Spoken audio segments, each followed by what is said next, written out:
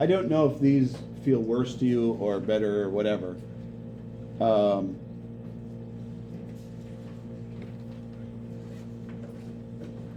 Tables are just basically a different way of reading the same information. You traditionally are not given equations when you have a table.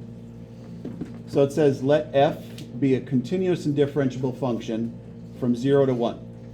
The only reason they're saying that is because our table goes from 0 to 1 for the most part. So continuous and differentiable is saying that it has answers everywhere from 0 to 1. There's no places that don't have answers.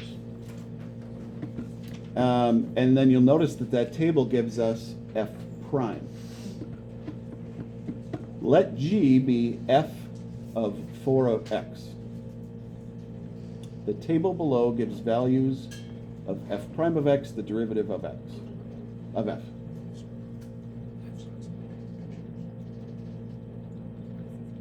Isn't that Wednesday? Oh, really? Well, go ahead. Aren't the rest of the pictures tomorrow? Okay. I just thought, okay. But I also did not really pay attention to schedule. Find the value of g prime of 0.2. Okay. So we're given information about f and f prime, but we're supposed to find an answer about g.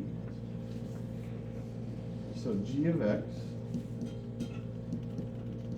f of 4 of x. Let's figure out g prime before we figure out g prime of 0.2. Okay, it's written this way because we're supposed to kind of use the actual chain rule definition formula. And the first part is supposed to be f prime of g of x. So then that would mean I'm taking the derivative of the outside, which is f, but leaving the inside alone, and then times the derivative of the inside. So derivative of 4x would be 4.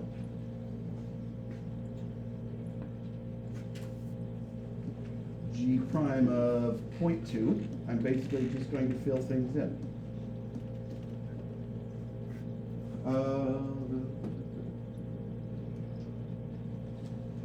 Owen, are you with your phone?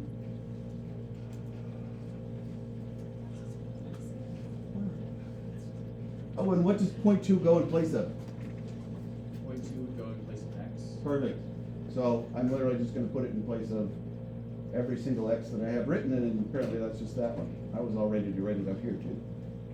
So f prime of 4 times 0.2 times 4 would be f prime of 0.8.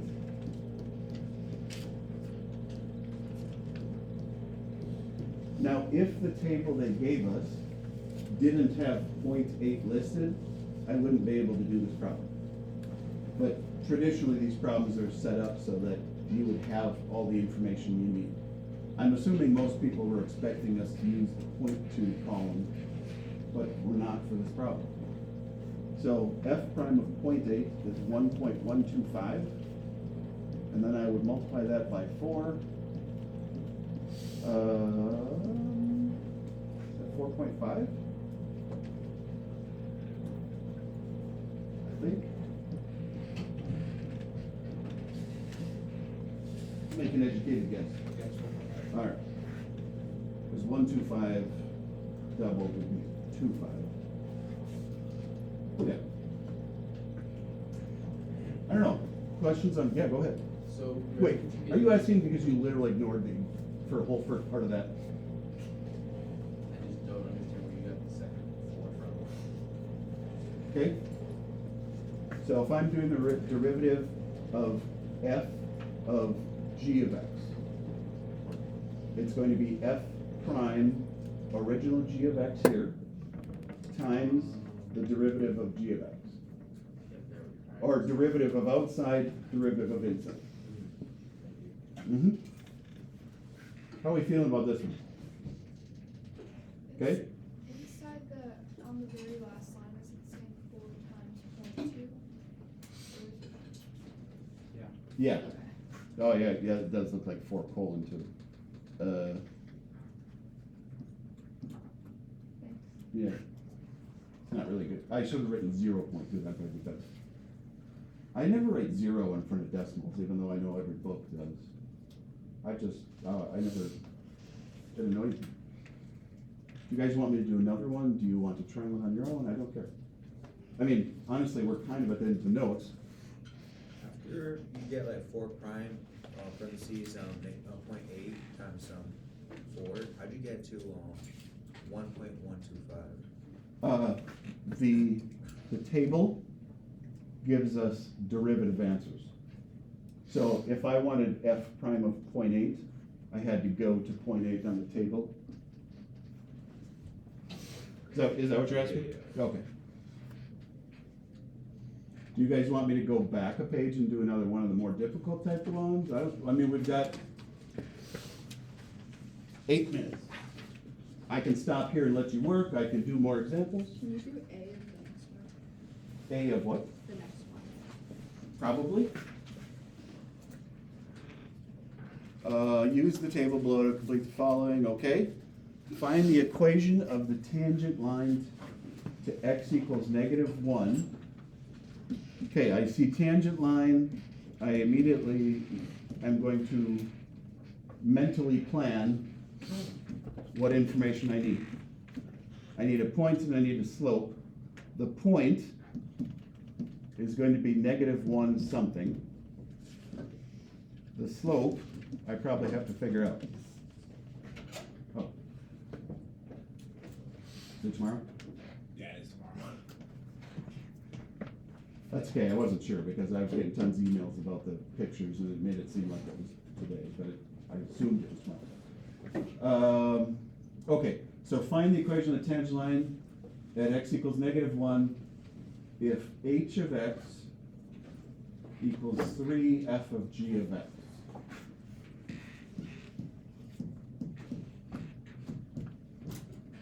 Okay, so the 3 multiplier won't affect the problem for the most part. The f of g of x is where all the work will be done.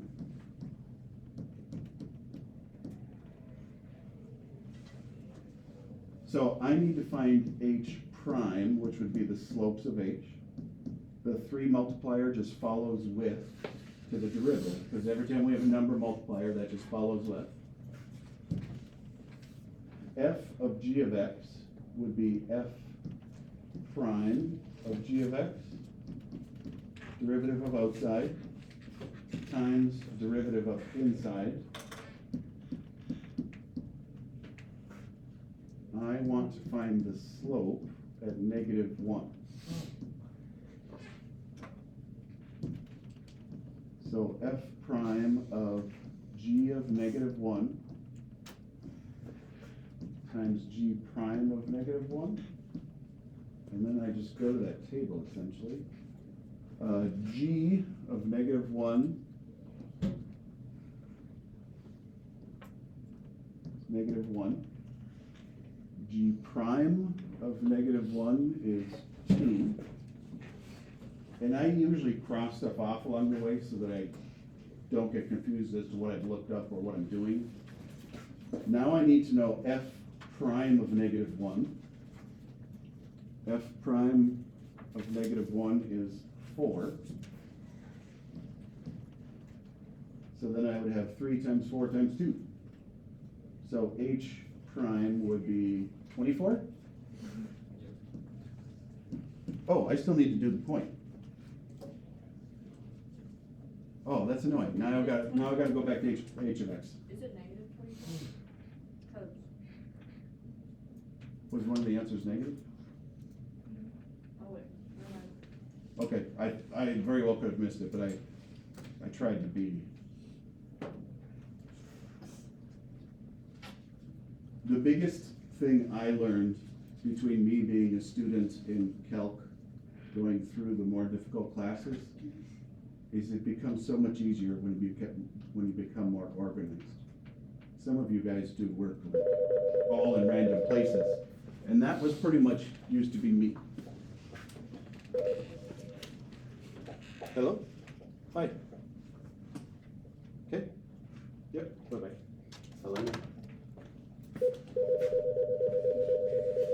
Oh my God, it's the other secretary.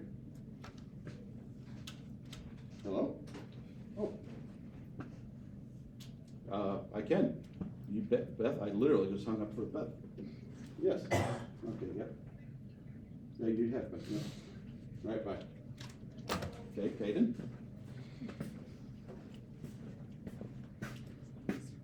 Oh, yeah, to find the rest of the point, I need to use h of x. So I need to find h of -1 by using this formula. So 3 times f of g of -1. G of -1 was -1, we looked that one up earlier. F of -1 is -2. So h is -6. And then I would write the tangent line with this info. Y plus 6 equals 24, x plus 1. And it doesn't matter if you write -6 out there, they're both correct. But as I approach this, I basically either mentally set it up or I write out what information I'm gonna have to try to figure out along the way, or what information I'm told, you know. I write down what I need. So when you have like the f, g of x, you do the g of x first. You do the inside first. You always, on composite functions, you do the inside workout.